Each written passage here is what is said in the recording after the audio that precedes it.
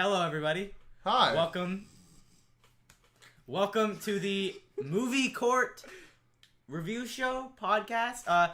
This is our idea, which is instead of doing an hour and a half long podcast, we do an hour long podcast and a half an hour movie review show. It's Monday, but we're in the same clothes. It's not Monday. Because it's not Monday. It's actually still Thursday when we recorded this, but we did both at the same time. We tricked you. We fooled you. Gotcha. So the idea of, get wrecked. Idea of movie the idea of movie court is basically we're taking films to court. It's kind of stupid, but it's like, some people really like the movie and they want to, explain why they love it. Some people really hate movies and they want to explain why they hate it, and we're going to judge films, taking them to court, but it's kind of just a stupid little umbrella term for it. But that's the idea. Yeah. We're just going to review some movies. It's actually a name. It's a name. It's a thing. We don't have one for the podcast. Yeah, but we'll figure one out. The Jail Nerd Podcast. That's the best name so far. So far. And so also what we can do with this show is then also do a whole episode dedicated to movies where two of us or one of us has an opinion. So like Batman v Superman, they'll go against me on our ideas, and then you guys can decide, who had the best judgment, what the verdict is and stuff. But we're going to get into this one. Wait, do you want to explain the snow globe of the week? Yes. Oh, yeah, snow globe. The snow globe of the week. Last week we had a snow globe. Spider-Man 2 was the last. And you know what? We should have had that for this week because we're literally seeing Spider-Man Homecoming. And you would have already seen it by now. Yeah. Shh. Come on, we got to... So, this is the Casino Royale 007 one, obviously. There's the 007, and there's a card, because Casino Royale. And Casino Royale. It's a snow globe, and there's a car, so... Cool. There you go. So let's just get right up into this. We're going to do, starting with Baby Driver, because last week it was just Josh and I had seen it, but now Lucas has finally saw it. I've seen it, I've seen it a second time. I don't know if you've seen it a second time. Oh, no, I've just been, I've seen it twice. Dreaming about it. And listening to the music all the time, of course. And we're going to do about 10, 15 minutes on it. We'll see. But definitely you start. Now it's your turn to tell everyone what you thought. And also, this is a spoiler-filled thing. So we're going to disclaimer. Spoilers. Spoil the entire thing. It's going to be in the description. It's going to be everywhere. Just spoiling the entire thing. Spoiler. All these movies we're spoiling. I'm not going to spoil The Big Sick. Because because it doesn't have a wide release yet. But it is a true story, though. So but isn't it? We'll get cross that bridge when we get there. So, Baby Driver. I saw it literally like 4 hours after we talked about it on the podcast. Right. So I saw it and I loved it. I mean, from the first scene to the last, I was gripped. I was there. Nothing felt slow. Nothing really. Driven? I was driven. It wasn't like slow. a baby. He wasn't slow. No, Devil behind the wheel. And I loved it. And so there's a couple things that you said that you didn't like. You didn't like the romance. Arbitrary grade, letter grade. Shouldn't I do that at the end? No, just do it now. Letter grade, B+. Okay. That's fair. Yeah, I would give it a B+. I say I went from, I'm still at a B. I was at a B- last time. I'm at a B now. Yeah, I would say with a light B+, maybe. Yeah. Maybe. So like a solid B. Solid, like highest B you can be. Okay. I'm at an 84 instead of an 85. Like an 84.9. 84.9. There you go. Okay. Yeah, I'm at a solid B+. I would say I'm at an 88. I don't get to give my grade. You can. Give it again. I feel left out. No, I mean it has changed for me because it's been longer since I'm passing it. And again, for me it's more about whether or not I enjoy the film. Yeah. And rather than just all the mistakes in front. So I mean I gave it an A-. A-, I loved 90, 91 to 94%. I don't like the big numbers. I just like the no. So back to my review of it. Let's go back. That was arbitrary bullshit. So yeah, you didn't really like the relationship, which is where I think I differ from you guys. I liked it. Skylar, you brought up a point before we started filming earlier today where you said the relationship makes Deborah's character seem lesser, weaker, or weaker. Yeah. Oh yeah. And to an extent, I agree with that. But also, I don't really mind it. Maybe she comes off as a ditz, but there's some points where she does come off as a badass and a strong, character in the film. Where exactly in the film do you see her coming off as? The John Hamm part, where she literally attacks him, bashes John Hamm's head. But besides that, is that just it? That's for me. She plays along with Baby in the diner scene. That's flirtation. That's not. Yeah, that wasn't really. Yeah, that was okay. You're right. That was more literally just making her the love interest and nothing more. I mean, she even walked in and he was like, "Destiny." She's singing a song called "Baby." No, not that part. No, I know, but I'm just saying in general, her character just seemed for the majority of it. I don't know. Continue what you. So okay, so again, the relationship didn't really affect me as much as it affected you. It didn't seem natural, but it didn't seem so in your face forced that it was a problem. I didn't think it was that bad. You said you compared it to the crux of the film. It totally is. Which I agree with, but also there's so many other things in the movie that you can look past the relationship and be like, you know, it's the crux for the story, though. For the story, it's what drives it. Oh my God. But it's what, without that relationship, the movie, like, it would just be a super long music video. Yeah. It'd be a super long music video. Yes. And the story part is weak. So anyway, besides the relationship, which I didn't mind, what do you think of the writing, like dialogue? Oh, I thought the writing was great. You know, I thought Edgar Wright. You mentioned. God damn it! You gotta unplug your phone, bro. It's a segment on the show now.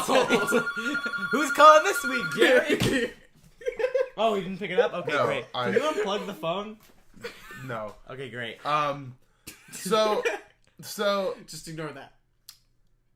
I lost my train of thought. Oh, yeah, dialogue. You also mentioned that you think Edgar Wright's a better director than he is a writer, and I feel he's better as a writer when he's got another person writing with him. It's like Simon Pegg. I would agree. But this dialogue wasn't bad. I thought it was great. I thought obviously there were some little bits and pieces of dialogue where you're like, that's so campy. It's very Tarantino, and trying to be Tarantino. Yeah. In a way. But I didn't mind it. Again, another thing where it was like, it going in as a regular viewer, not really critically judging it. Just going in for fun with my family. It didn't bother me. Totally. Maybe if I see it another time and I'm going in with a critical mindset, maybe I'll be like, But the first time I saw it and still thinking about it today, I'm still okay with the dialogue, and the dialogue is pretty great by my standards. What was your favorite character? You know, favorite character. Other than Baby? Other than Baby. Everyone's gonna say Baby. Yeah. Other than Baby. I don't... My favorite character in this movie is not Baby at all, actually. Okay. My favorite character is Jamie Foxx. Because he did everything he was supposed to. Yeah. You know? I like him a lot better. And he was written. Time. He was developed. Yep. He kind of came in... he was funny. He came in on the second heist where you're not really connected to the characters from that heist. The Asian one. Yeah, which you don't need to be connected. No, exactly, because they have nothing. So he comes in, and I kind of was like, oh, he's in with this new group, and they're training up the group. So Jamie Foxx not going to be in here past this part. Blah blah blah blah. Then he comes back, and you're like, oh wow, that's pleasant, and he was great during it, and he's funny, he's neurotic, he's all over the place, literally crazy, yeah. Funny guy. But it works, and he was a delightful character because he started and he ended. What? You know? What do you mean? He came in and then he came out of the film. Baby killed him, and Baby killed him in the way that it worked. I'll get to that. Honestly, though, remind me. I'm gonna write that down really quick.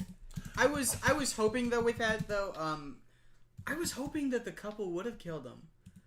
I don't know why, but they were talking about taking him out, and I was like, I kind of want to see that. I was like, imagine how interesting that would be if all three of them just kind of turned on each other like that. I liked how it happened, and I love his death. But, each other. No, but I mean like on that very that because they wanted to after the heist they wanted to take out Jamie Foxx. Well, that's why. Here's what makes no sense to me, and this is one of the biggest problems. I noticed more the second time I saw it because first of all, I love Jamie Foxx a lot more the second time. Like at first I was like, I don't like him. He wasn't my favorite. Now he's like one of my favorite characters in that movie. Also, my favorite thing about that movie is Kevin Spacey's neck. He's got the sexiest. Shout out to Kevin Spacey's neck. Sexiest turkey neck. Better than George Lucas, honestly. Because this is just a little more like... praise. His Is is it more better like than? a Is it better than Donald Trump's turkey neck? Dude, nothing could beat Donald Trump's turkey neck. Nothing But, like, this can beat comes Donald close second. But what I noticed with killing bats, killing Jamie Foxx was, first of all, makes no sense not only for the scene, but for Baby as a character. Because here's the thing. They set up through the movie, right? For him to Baby be scared of death. Baby doesn't like killing. Baby doesn't like death. Mm-hmm. He didn't like it when John Hamm killed people in that first scene. Didn't like it. He tried to keep bats from killing someone. He has a tragic backstory of death. He doesn't like death. He kept bats from killing his, that's what I'm saying. love interest. And he didn't like that. So then, they don't... And maybe this comes more to the fact that you never know what's going on inside Baby's head. Mm-hmm. Everything's from the surface. You never get into his head. You never know anything about what he's thinking. It's always surface and just from the outside, which can work because you wanted the character to be mysterious. But then when you get him to kill another character after building up that he doesn't like killing, and it's not explained, it makes no sense. Why would he kill bats? Yeah. And not only that, why would he kill bats when they're right in front of the place where the police are coming? Yeah, that's... Why couldn't he just go? It would have been so much easier for him to just go back to the place. And my only other thing my brother brought up, which was a good point, was that, well, maybe they were all going to kill him when he got back to the safe house. Was that, like, their whole plan was to kill him. But even then, he's in control of the car. So why kill him right there? They could have parked somewhere else and then kill him. Like, it made no sense for him to do also, it right like... there. I want to say the whole movie, it's being like alluded at that like Baby's on his last hinge, you know. Mm-hmm. He's only driving for Kevin Spacey because he needs to repay his debt. He's taking care of his deaf foster dad. He's doing all this stuff. And he thinks he gets away scot-free, and then he gets called into this last job, which he doesn't want to do. Mm-hmm. But yet, if he doesn't do it, he's afraid that they'll kill him. They'll kill everybody he loves. They'll kill everybody he loves. Yeah. And so then I think in that last scene where he sees the post office clerk and tells her, like, shakes his head, no, like, don't go in there. He breaks. There's a clear break, which is why I think he kills Jamie Foxx and then turns on his... No, you don't see it, and I think that's the beauty in the poetry, for lack of a better word, in the scene. I think it's lack of writing, because they don't even... It's literally like, he's like, do it, like, go drive, and then he drives, and then he fucking smashes in there. It's like, why there? It just makes... not only that, he's endangering his life. Afterwards, when he's asked why he did that, he somehow justifies it. But it doesn't justify actually what he did, but he gives a reason, and it doesn't... It's almost like it was trying to be a character arc, like, oh, look where this character's gone, but you don't get any of the development. It's just, it's almost as if... The line, literally, when they asked why, I think was literally, like, just like, he said drive. Yeah, it is a line. He's like, why'd you do that? He's like, you told me to drive. Like, so? Like, the police were coming, like, why do it there where you're gonna get caught? Unless... He wants to get caught, but even then, we never know. But he ran. Yeah, so but also, we never know any of this because the problem is you never get inside Baby Driver's head. Also, you never get inside his mind, which is why I think they should have done is gotten more into the character. I want to talk about continuity. Maybe. Oh, really? I noticed. Within that last scene, they start at 8:30 in the morning. Yeah. They somehow end in the middle of the night. That's movie logic, man. That's one of those things. Also, I want to point out. Did you guys notice that when he took out his headphones, you could hear the ringing in his ear in the background? Yes, I love that. And also, the movie starts out with the ringing in the air, which is great. Which I love. It's so awesome. Going to sound, because I didn't talk about sound. The sound mixing and editing, fucking incredible. So good. Literally amazing. This is the time. The tequila scene. Amazing. Although the scene, great. like loved it. Only thing I would have liked is that because what was so great about the Hocus Pocus scene at the very end of the last scene when it's John Hamm and his girlfriend shooting the cops and stuff was how every bullet was timed to the fucking. Yes. And I would have loved to do that with Tequila, which is not a big thing. If you notice, so it wasn't just that though. It was every scene that they had the opportunity and they felt they could. Yeah, with like they would do the money stacking. Yeah, the money stacking. But especially the Hocus Pocus scene, just like the gunplay and just timing, it was incredible. And they could have done a really good job with the Tequila scene.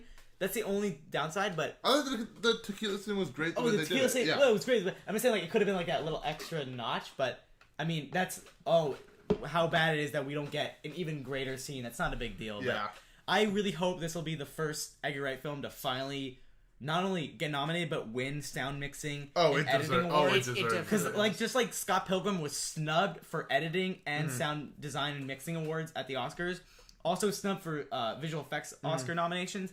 This is the movie that'll hopefully get some Oscar nods. Not for like creative wise, like writing, but like the technical wise, deserves it fully. Yeah. It's incredible. Also, I loved his direction. I think aesthetically, it was incredible. Just the laundromat scene with all the colors. Oh, yes. I love that one. And then it goes to the. It fades from. It fades the in with the thing, and it turns goes into to the vinyl. Yes. Oh my Yeah. god! So great. So that's another thing I wanted to touch Always. on. Just He's for always myself. fantastic with the The video. acting too. You got. Let's give them some freaking Ansel, I think I think did that. fine. I think that's a career-defining role for Ansel Elgort. For Oh, a character, tell me another one that's like. He doesn't have a career-defining Exactly. movie yet. I'm saying, This why is does the this one. have to be? No, it doesn't have to be the one. Well, It's not okay, the one. He was amazing. for a character as you described, as you know, like we can't get into his There's head. not much of a character there. Okay, but in the Like sense, he in the sense of acted his it acting, well. in the his sense, acting, I in mean. the sense, his acting because of it, we didn't know much about him, but you could tell that Ansel Elgort playing him was him. He knew. Yeah. Yeah, I mean, he did. It's not like this is an incredible performance. It suits the movie. It's a fine performance for the film. Same with Lily James. Yes. Lily James, fine performance. But then you get Jamie Foxx and you get John Hamm, who really push it. And even Kevin Spacey gave a fine performance. He did his job. He wasn't going. I liked Kevin Spacey. You like him because he's just And playing Kevin Spacey. I like the way he went out He's just playing in Kevin. a blaze of glory. That's another something we thing need to talk We need to about. talk about Yeah. that because I realized something when I saw it a second time. But But we'll I get to think that. we even discussed this like right after we left from shooting the But first let's podcast. get. Were you saying anything else? No, just real quick? I'm done. Okay. I give it a B+. There we go. I loved it. The ending, not the ending. It's the Kevin Spacey part. You go because I have something to talk about seeing it a second time. Okay. But what are you using today? Monsters Inc. Don't feed me lies from Monsters Inc. was because not only is just that Monsters Inc. is my second favorite movie of all time. I just watched that last night. Actually, I put it into my computer. Of course you did. Monsters Inc. is so great, and then that line came up and I laughed. But when I saw the movie and Baby says that to him, I'm like, oh, that's from Monsters Inc. because he had seen it in the movie. Also, I know Monsters Inc. so well, and I thought it was just gonna be a funny little wink, and then they bring it back. The funniest line in the movie, just because I love. No, it's Monsters his Inc. so funniest much. line. I'm gonna get to. I want line. to say my favorite character and the funniest line in my opinion. But wait, let's talk about the Kevin Spacey. Yeah, thing. I didn't think it made sense. It didn't like. It didn't make sense, but I liked it. Until I liked it, but you know it. It didn't make sense until I saw it a second time, and this is the first time where I'm actually going to go against you and say it does make sense because here's the thing. Here's what I realized. Baby screws up, gets the both the good cops and the bad cops against them. Yeah. Then, we'll finish up after this. He gets the good cops and the bad cops against him, and because of what Bats did, where he killed all those bad cops, they're now after Kevin Spacey, which we see when those three guys come out and say bananas, and then he has to shoot them down. Yeah.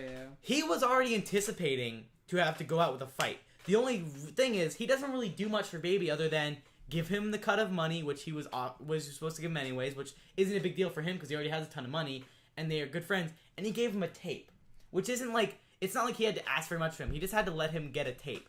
And he wasn't going to help Baby anymore. All he was doing was giving him his money, and he didn't even tell him where to go. He was just telling them, you're going to have to get out of here. Like, sorry, that's the way it is.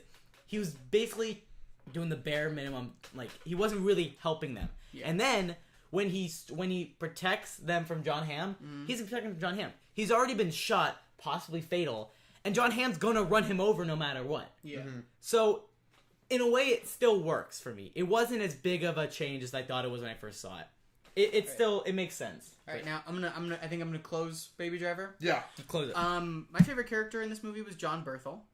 Such a wasted character. Wasted. I know it was a cameo. All right, hold up. He was my favorite, and it wasn't a wasted. This part's great. It wasn't a wasted character, and it wasn't a wasted opportunity for John Berthel. I mean, let's give him some credit. I mean, he's Punisher, and he took some time for this, and then now he's going back to Punisher. He probably had like a day and a half available, and they're like, "Hey, we really like you to play this part." Yeah, so it's throwaway. You can get in there. It's going to make you a lot of money, and you can get out. And also, it's funny. It was a good cameo. And again, I loved his character because his character was, for the time that we saw him, he was a loose cannon. And also a great last line. And my favorite line of the whole film which also proves the writing in this movie, although Can not be strong. entirely amazing, was perfected in this one simple line. So great.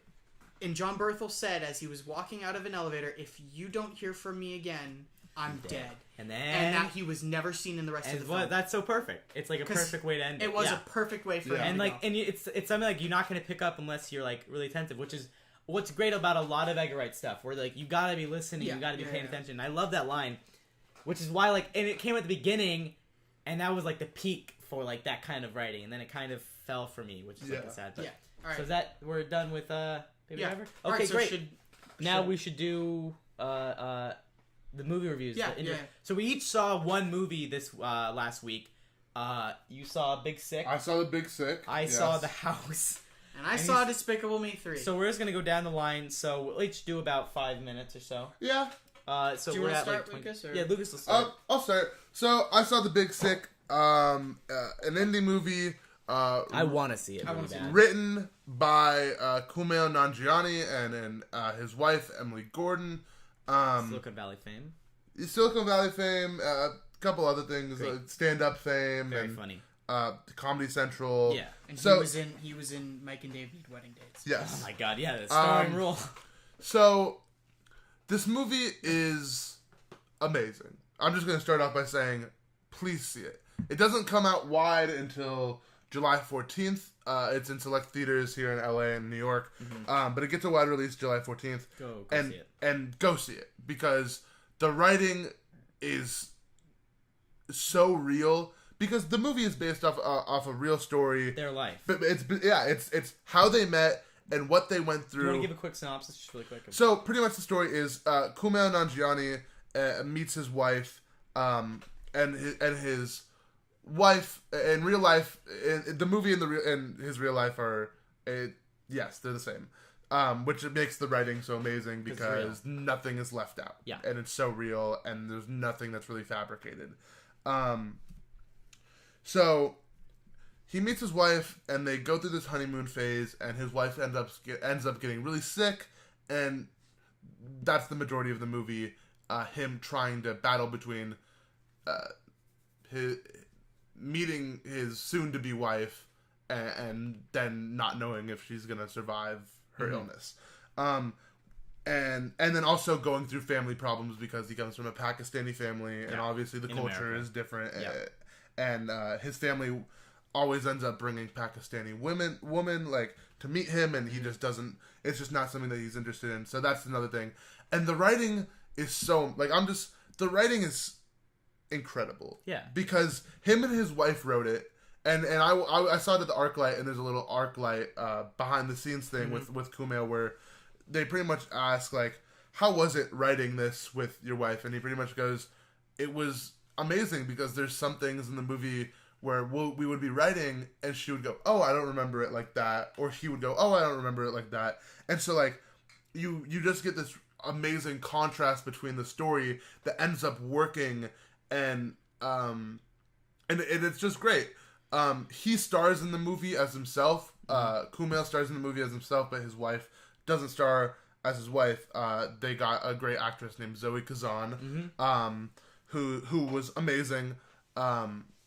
But did he direct it? No, someone else directed it. Yeah, someone else directed it. But again, the writing is so real and so unique that it's not your ordinary movie. It's like just a good movie. You can't really go in predicting how it ends if you don't know their actual story. Right. Which is so nice to have again similar to Baby Driver, a truly original movie. Oh, very because it's so refreshing. Mm-hmm. Especially it's coming out right around the time as franchise movies. Yeah, no, movies, exactly.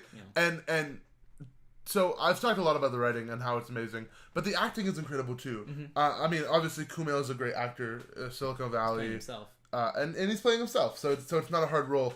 But Holly Hunter, who plays Emily's mom, and Ray Romano, who plays Emily's dad, are amazing. Holly Hunter. Now I have to see this movie. Ray Romano. Ray Romano and Kumail have some of the best chemistry. I saw the trailers. Their lines back and forth were good. Nice. But my dad said this like right after we saw the movie. He said Holly Hunter deserves a nod for best supporting actress. Really? Yeah. She's that good and that amazing. There's a scene where he's doing a show, and Emily's parents come in and see him, and there's this dickhead frat guy who goes, join ISIS, because that's it's social commentary within a movie, and so obviously they're gonna have that. But Holly Hunter, one of my favorite scenes, Holly Hunter just goes off, wrecks him, and in this amazing, articulate, well-written thing. And so to wrap this up, I'm just gonna say, go see this movie. It's original, it's funny, it rips your heart open and tears it into pieces. I was crying. It's so emotional. Also, Bo Burnham is in it. He plays Kumail's best friend. That's okay. Now I gotta watch it. I gotta see it. Well, best friend. We'll just leave it at that. Bo Burnham is in it. A.B. Bryan is in it. Kumail is in it. Zoe Kazan, Ray Romano, Holly Hunter, all incredible. So please just watch it. It's original. It's refreshing. It's funny.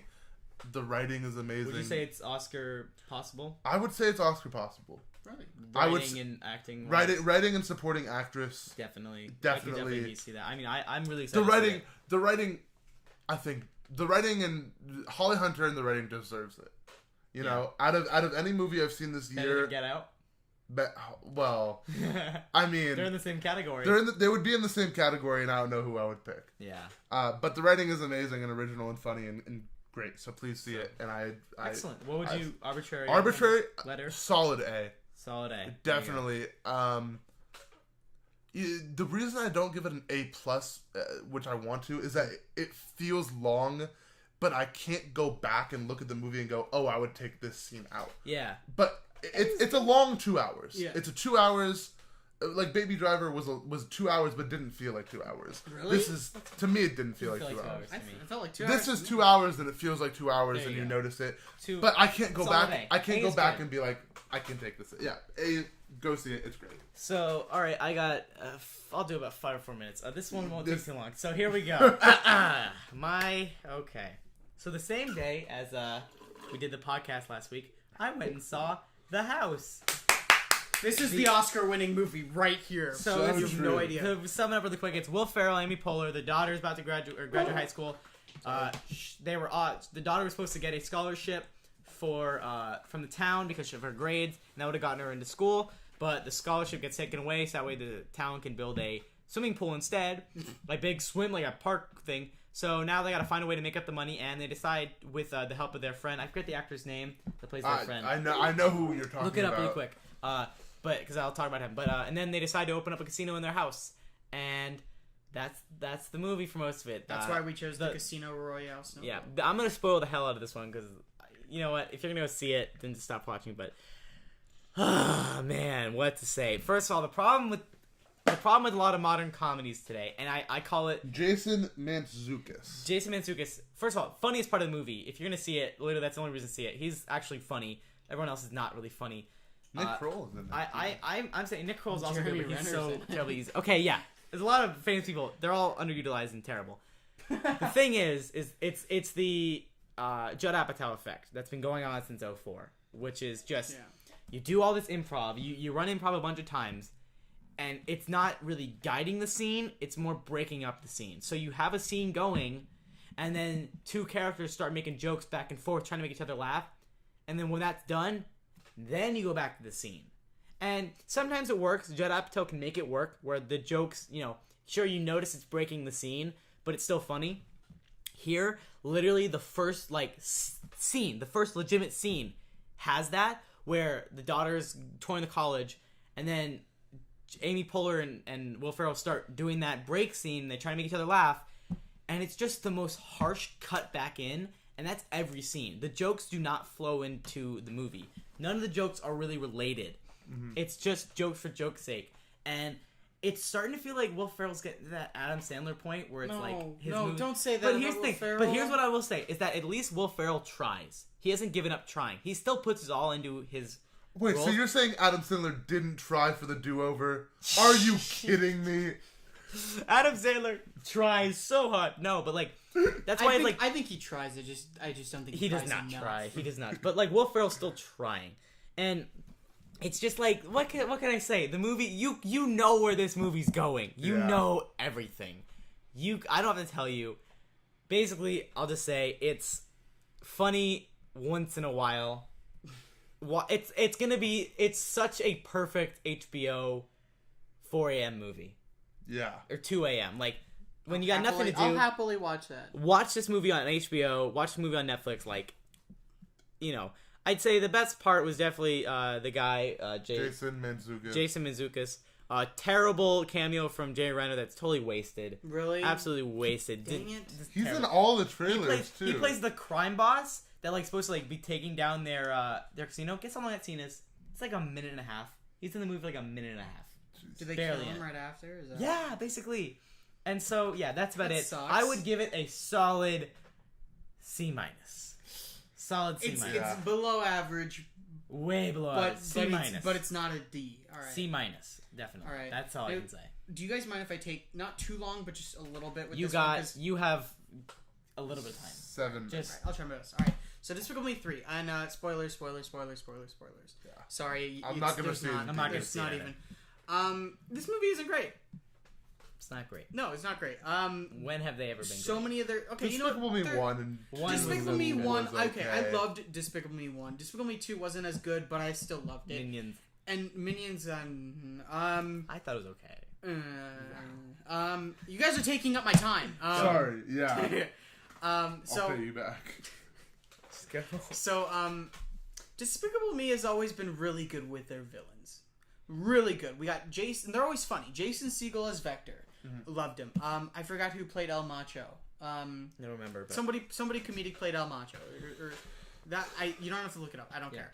Sandra Bullock's not good though. And then that's Minions, not Despicable Me. So and then Trey Parker Michael Keaton was also one of the like villains. So it was kind of funny. Trey Parker played Balthazar Brat in this movie, and just to explain the movie. Screw the whole twin thing. That was kind of a subplot that felt really unnecessary and just wasted time. They were hyping it up the whole... They were hyping it up, and it did take a lot of time, but it just kind of put them in a separate location. Okay. And, because, like, you know, like, the second one had more of a, you know, like a Hispanic feel, and, like, and then the first one was just kind of, like, out there. This one kind of felt like, you know, like, they were taking it more to Groot's roots, like, where he would be from. Groot's roots. Guru's roots, not Groot's. I am Guru. Okay. Sorry. And so yeah, it just felt really unnecessary. There were a lot of subplots in this movie with that, but like the twin Gru thing that was, just kind of a throwaway. Drew was annoying as hell. Yeah. So annoying. Never, not once, actually funny. They had a funny scene though, I will admit. Where they decided to do the twin thing, where they dressed up as each other. Oh, God. And they thought they were pranking Gru's family, but they all really knew, and they were all really annoyed about it. And there was one part where Gru pulled off the wig and kept going smiling without the wig, and then or smiling with the wig and then smiling without, you know, not smiling. Yeah, I got you. Yeah, it was really funny. But then they introduced Balthazar Brat at the very beginning of the movie, and he's supposed to be the main villain of this film. And it's voiced by Trey Parker of South Park, and I love South Park, and Trey Parker is really funny. This is his first kids animated film. And he just sounds like Randy the entire time. Randy from South Park. Nice. It's It's the funniest thing ever. That's so great. But his character is considerably the most complex of all of the villains. Oh, really? They introduce him at the beginning of the movie, and he is a 80s kids star. Okay. He had a show about him being a villain when he was a little kid. He was like, "I'm a bad boy," and he was a villain. It was really funny, and then the show got canceled because he hit puberty. Yeah. So you know, he wasn't all cute and stuff, and he grew up thinking he was actually this character. So when they canceled the show, he always felt this revenge, you know, in Hollywood and such, and it was really interesting how because that was different. That's something I've never seen from. It's really clever. Yeah, it was really clever, and obviously Trey Parker was perfect. Obviously, even with this role, and there's so many 80s references with it, but he was obviously the best part of the film, no doubt. But then there were subplots. Countless subplots. Unnecessary subplots? Kristen Wiig wanting to be a mother but not knowing how to do so. Agnes wanting to find a unicorn. Why did they become villains again? They actually really don't. It's just the villainy was always part of the family. You know, it was always a family thing. Dad was one of the most. They revealed the dad was one of the greatest villains of all time. But like, why is Kristen Wiig okay with him becoming a villain again? She doesn't know. Okay, And he doesn't become a villain. He tricks Drew into getting something back so he could get his job back at the AVL. They don't ever return to villainy. Got it. So it was a trick. Okay. Yeah, and it was easily just thrown away. Okay. But there were so many subplots. Agnes going all through through that, and the minions going to prison because they wanted to revolt against Gru, and then the twin thing, and then Balthazar Brad getting his revenge. A lot of stuff. There was so much, and the movie was only an hour and 30 minutes. So it was the summit. It was a hunk of just a bunch of junk. So to sum it up, because we're running a little all right. long I'm just gonna really quickly say, they could have made this movie a lot better. They recasted Agnes because she didn't sound the way she didn't sound as young as she did. So easiest thing for them to do is just make her older. Make the girls older. It's been a couple years. They revealed Megan Cosgrove's character is 12. Jeez. Make them older, and then that way you're getting rid of the whole unicorn subplot. You're also kind of getting rid of you're actually entirely getting rid of the Kristen Wiig not knowing how to be a mom subplot. Then you can focus entirely the movie on Gru having a twin brother and Balthazar Brat getting his revenge. That's as simple as the movie needed to be. You could have the minion subplot in the middle. That's all the movie needed to be. But instead they went the subplots because they wanted it to feel... Was Russell Brand in it? Actually, one of the funniest parts of the whole movie. He wasn't in it, but his character was Dr. Nefarious. He was working on a project with Carbonite, and he got frozen, and his character was in the Carbonite, like Han Solo. So that was kind of funny. But arbitrary letter grade. I'll give it a C+ because Trey Parker was fantastic. All right. Every scene with Trey Parker was perfect. The minions in prison was funny.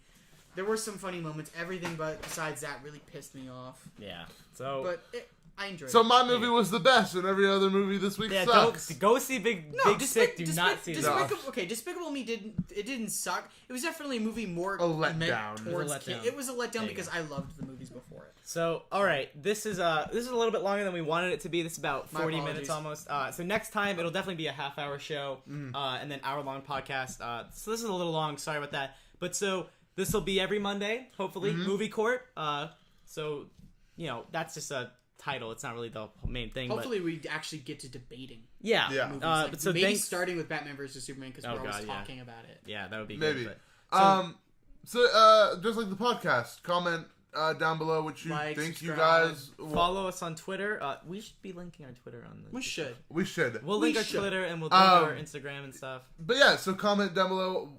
What you guys want us to talk about here? Yeah. I mean, there could be weeks where there's a lull in where we see movies. Yeah, so and then we'll just we'll take your suggestions. And so just this'll the definites for Friday, Monday are going to be podcast, movie, and then we might sprinkle in some other stuff once in a while.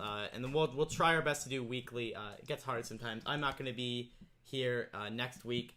So if maybe we don't do a podcast next week, I don't know what's going to happen, but we'll figure that out. We'll see. So. That's it.